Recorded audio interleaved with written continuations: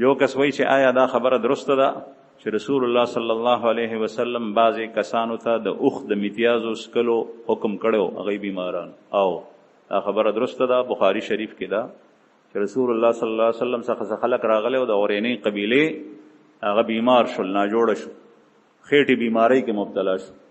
بیا د الله رسول ته وفرمایل چې بهر لاړ شي د بیت المال اوښان سري او د هغې اوښو پی او د هغې بول وسکئ.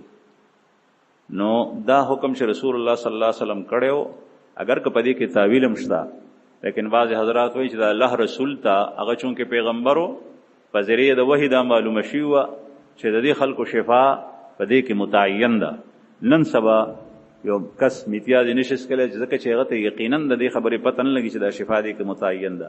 ډاکټر او حکیم که چاته علاج کوي نو دا یقین نه دی بلکې دا ظن دی، ګمان دی، او د ګمان په بنیاد باندې چاته د حرامو د څکلو د خوړلو اجازت نشي ورکولی.